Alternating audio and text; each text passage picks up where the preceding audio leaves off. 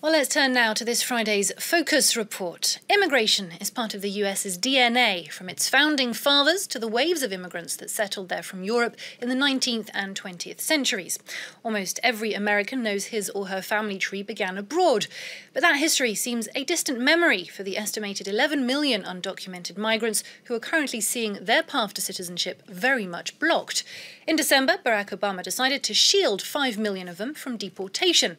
The president had been hoping to do more, but comprehensive immigration reform was blocked by Republicans in Congress.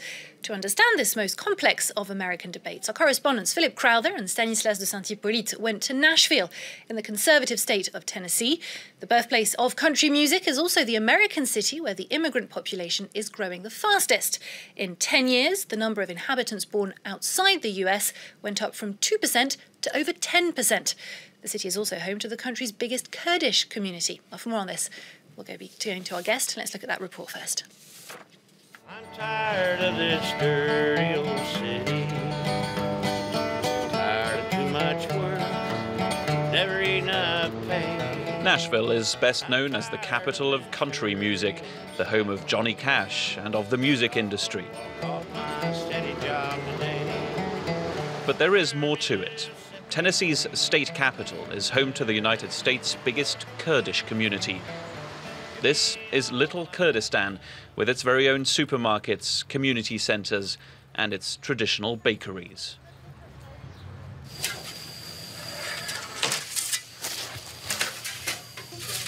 Between 13 and 14,000 people make up this community. The most recent arrivals fled the Islamic State group. The first ones to call Nashville home fled Saddam Hussein. One of them is Akram Hassan, who manages this restaurant. I'm from north of Iraq. I don't know nothing about country music or anything, but I know this is music city. Everybody say that. I don't really care about music. Every day you see a lot of British people. Look like if I go to a different state, look like something missing. When I come back to Nashville, I breathe better. The Kurds here have kept their culinary, social and religious traditions. The area's mosque is one of the pillars of this tightly knit community. America is the land of opportunity. The new generation now, they understand they are American. And they are, they live in America, they have been Americanized here, and they know how to behave. But integration into America's heartland doesn't come that easy. This is the area they call the Bible Belt Buckle. In 2009, Nashville made national headlines with a referendum to make English the only language used by the city government. The English-only measure was seen as an anti-immigration ploy. It was decisively defeated. And that was a big moment for our city. The city was beginning to feel the wave of immigration coming into the city. And I think the city made a very conscious, deliberate, and correct decision that we were going to be a welcoming, friendly, open city. Tensions remain. In 2012, the opening of this mosque outside Nashville led to demonstrations and vandalism. 1 year later, another bill seen as anti-immigration was up for discussion in the Tennessee General Assembly. It would have limited driving license tests to English only. The measure didn't pass, and its Republican author insists it was not aimed at immigrants.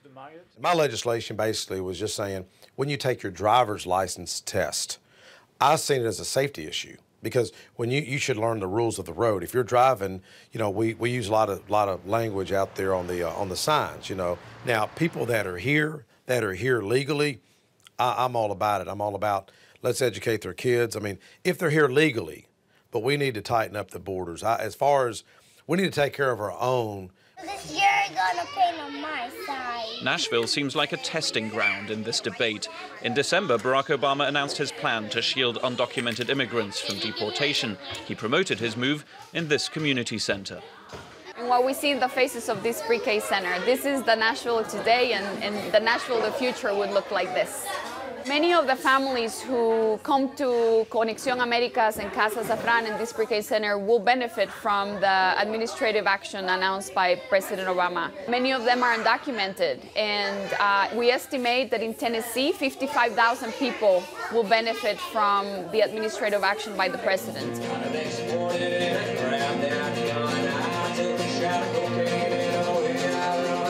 The White House wanted immigration reform to be the big success story of Obama's second term, but Congress wouldn't listen. Nashville is a bit of a microcosm for this whole country, built on immigration and searching constantly for that right balance between integration and border security.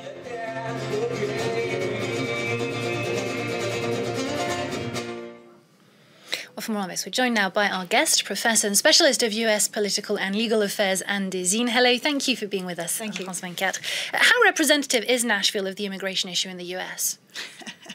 It's very strange that Nashville was chosen because it's a different issue. It's both a conservative state, but it's different from Arizona that has a very restrictive immigration policy. I think there is no real state that's representative because local situations vary tremendously. But we need to keep in mind that by 2050, the white people will be a minority. That's right, so the demographic battle is already lost for those. Exactly, so it means that immigration is also an issue for the 2016 elections, because depending on who does what for immigrants and for Latinos in particular, they will probably vote more for Democrats. But this is an issue that Republicans have to be aware of. And so you said that immigration is going to be a massive issue. Immigrants, the ones who are able to vote, are going to be voting for the parties that also open the doors to them. How does it translate for the moment politically, the immigrant vote? Well, Obama's been trying to get Congress to pass a law. There are 11 million immigrants, illegal immigrants in the U.S. This is not a sustainable situation. There's no way all of them can be deported, and there's no way that the wall can prevent all those people from coming to the U.S. So it has to be a more pragmatic solution, and this is what the Republican majority in Congress refuses to do and has refused to do for many years. Although there are a few pragmatic members of Congress in the Republicans that tried to do that. McCain tried at some point. If Jeb Bush, even a candidate, he might try to do that. But the majority of Republicans refused. So that's why the president had to use executive orders to shield some section of those 11 million illegal immigrants from immediate deportation. He's not granting a green card. He's not granting citizenship. He's just saying, I am doing priorities, and my priorities is to try to deport the bad people, the criminals, those involved in drug trafficking, etc. And I consider that the people that have been in the U.S. for 5 years, that behave well, those that were brought as kids, we can grant them a reprieve, and then we'll see what happens in 3 years. But that means that in the state where they're staying, they can be granted health benefits. They have the right to have a driving license. And this is where the states, especially if they're governed by Republicans, go to court and say, no, the president can't do that. And we, the states, we suffer financial harm. And that is the power struggle that's playing behind this issue. Mm-hmm. Yeah. Now, it's difficult because when we look at the history of immigration, we realize, yes, it is in the DNA of the U.S., but in all periods, there's been a lot of resistance to new immigrants from Europe, from China, etc. And at the moment, it is the same. But in America, when a political issue is lost at the political level, it goes to the court. So this is what happened here. There is this executive order, and it's very difficult. Even if we look at the case law by the Supreme Court says, yes, immigration is a federal matter. That's pretty obvious. There is not a lot of maneuvering to states. States can do a few things, but federal law preempts state law. But the question here is not only a federal state issue, it's also a horizontal. Because when we say federal government, it's both Congress that votes the law and the president that enforces the law. And here, of course, the Republicans are saying the president went beyond, exceeded his prosecutorial discretion and decided to select those people and not others. And is that perhaps also an issue of timing? This is about Barack Obama's second mandate. Mm-hmm. Could he have handled it differently if he started on that issue earlier? Well, during this first term, he desperately tried to get Congress to vote a law. And it's only when he realized that not only Congress had done nothing, but he had lost the majority, that he said, I am going to use the pen. I'm going to use executive orders. It's true that he's trying to do something before the election and before the end of the term, but this is an issue that will have to be dealt with by the next president. That's right. Now, as you mentioned, the idea of a wall, and we're seeing those barbed wires behind you, it doesn't work. So what is the comprehensive solution to the immigration situation? But there is no solution, like there is no solution in Europe. There is a huge gap. There is a lot of poverty. There are people that are being persecuted. They're willing to do anything to go to America. And what's also interesting is that although Americans have begun to lose some faith in the American dream because of the inequality, the 1% versus, we have to recognize that the American dream is very vivid in the rest of the world. So all these people believe, and in fact, what happens once they're in the US shows they're right. They can find a job, not very well paid, but it's much better, it's way better than what they had in their country. So there is that power of attraction of the American dream.